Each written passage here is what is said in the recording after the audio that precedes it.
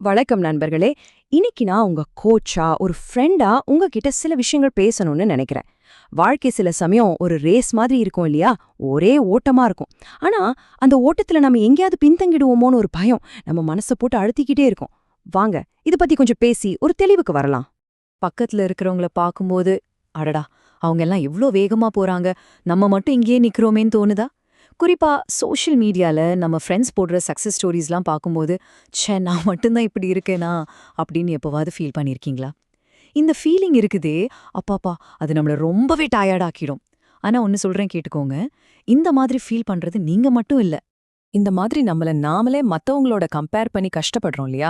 அந்த பிரஷர்ல இருந்து வெளிய வரதுக்கு நாம எல்லாரும் ஓடிட்டு இருக்கிற இந்த ரேஸ கொஞ்சம் வேற ஒரு ஆங்கிள் இருந்து பார்க்க போறோம். அதுக்கு ஜெயிக்கிறதுனா உண்மையில என்ன அர்த்தம்னு நமக்கு புரிய வைக்கிற ஒரு சின்ன கதைய நான் உங்களுக்கு சொல்றேன். சரி வாங்க அந்த கதைக்குள்ள போகலாம். பந்தயம் எங்க தொடங்குதுன்னு பாப்போம். ஒரு சின்ன கிராமம். அங்கே உங்கள மாதிரியே நிறைய கனவுகளோட ஒரு பையன் இருந்தான். அவனுக்கு ஓடுறதுன்னா அவ்வளோ இஷ்டம். அதுதான் அவனோட உலகம். ஓடும்போது கிடைக்கிற சந்தோஷத்துக்கு அளவே இல்ல. ஆனா பாருங்க, அவனை சுத்தி இருந்தவங்க யாரும் அவனோட ஆசைய பாராட்டல. அதுக்கு பதிலா, டேய் உன்னாலலாம் ஜெயிக்கவே முடியாது அப்படின்னு சொல்லி கிண்டல் பண்ணாங்க. யோசிச்சு பாருங்க, நம்ம ஆசைப்பட்டு ஒரு விஷயம் பண்ணும்போது இப்படி யாராவது சொன்னா எப்படி இருக்கும்? நம்மள பல பேர் நம்ம வாழ்க்கையில இந்த மாதிரி வார்த்தைகளை கேட்டிருப்போம் இல்லையா? அது இவ்ளோ காயப்படுத்தும்னு நமக்கு தெரியும். ஆனா அவன் அதையெல்லாம் காதுல வாங்கிக்கல. அவனோட பயணம் ரொம்பவே வித்தியாசமா இருந்துச்சு.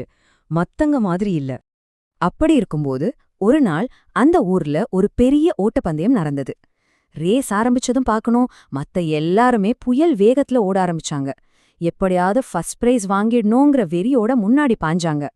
ஆனா நம்ம ஹீரோ, நம்ம கதையில வர்ற அந்த பையன், அவன் மெதுவாதான் ஓடுனான். ஆமா, அவனோட வேகம் கம்மியாதான் இருந்துச்சு. ஆனா அவன்கிட்ட மத்தவங்க கிட்ட இல்லாத ஒன்னு இருந்துச்சு. அதுதான் விடாமுயற்சி. அவன் நிக்கவே இல்ல. மெதுவா ஆனாலும் தொடர்ந்து ஓடிக்கிட்டே இருந்தான். கடைசியில என்ன ஆச்சு? எல்லாரும் எதிர்பார்த்த மாதிரி தான். போட்டி முடிஞ்சப்போ அவனுக்கு ஃபர்ஸ்ட் பிரைஸ் கிடைக்கல. வெளியிருந்து பாக்குறவங்களுக்கு அவன் தோத்துட்டான். அவன் ஒரு தோல்வியாளன். ஆனா கதை இங்கதான் ஒரு ட்விஸ்ட் எடுக்குது.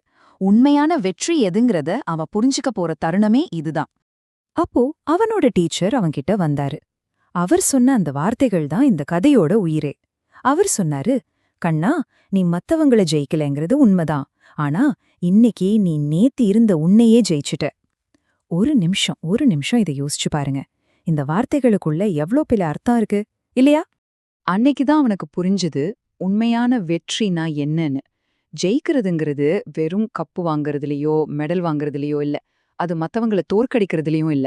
உண்மையான வெற்றிங்கிறது நேத்து நாம எப்படி இருந்தோமோ அதை விட இன்னைக்கு ஒரு சின்ன ஸ்டெப், ஒரே ஒரு சின்ன ஸ்டெப் முன்னாடி போயிருக்கிறது தான். இதுதான் உண்மையான வெற்றி.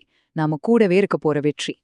ஓகே, இப்ப இந்த கதையில இருந்து உங்க வாழ்க்கைக்கு வருவோம். உங்களோட வெற்றி பாதைக்கு வருவோம். இந்த பாடத்தை எப்படி நம்ம வாழ்க்கையில அப்ளை பண்றது? இப்ப பாருங்க, நம்ம கிட்ட 2 சாய்ஸ் இருக்கு.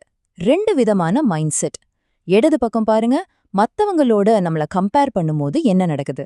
நம்ம கவனம் பூரா வெளியே இருக்கிற ரிசல்ட் மேல தான் இருக்கும். அது கடைசியில விரக்தியையும் பொறாமையும் தான் கொடுக்கும். ஆனா இப்ப வலது பக்கம் பாருங்க, நேத்திய நம்மளோட கம்பேர் பண்ணும்போது நம்மளோட கவனம் நம்மளோட வளர்ச்சி மேல இருக்கும். நேத்து பண்ண தப்ப இன்னைக்கு பண்ணாம இருக்கிறது. நேத்து தெரியாத விஷயத்த இன்னைக்கு கத்துக்கிறது. இதுதான் உண்மையான முன்னேற்றம். இது நமக்குள்ள ஒரு மோட்டிவேஷனை கொடுக்கும், தன்னம்பிக்கைய கொடுக்கும். சோ உங்க அளவுகோல் மத்தவங்க இல்ல, நேத்து இருந்த நீங்க தான். சரி, அப்போ உங்களுக்கான பர்சனல் ரேஸ் பிளானை எப்படி உருவாக்குறது? இதோ சில சிம்பிள் டிப்ஸ். முதல்ல உங்க கவனத்தை மத்தவங்க மேல இருந்து திருப்பி உங்க மேல வைங்க. 2வது, நீங்க அடையிற ஒவ்வொரு சின்ன முன்னேற்றத்தையும் கொண்டாடுங்க.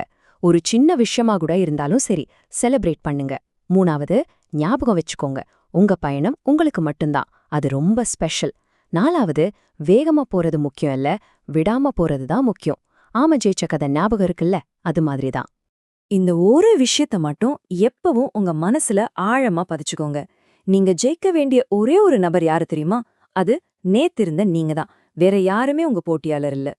இப்ப இந்த கேள்வி நேரடியா உங்களுக்கு தான். இன்னைக்கு நேத்து இருந்த உங்கள நீங்க எப்படி ஜெயிக்க போறீங்க?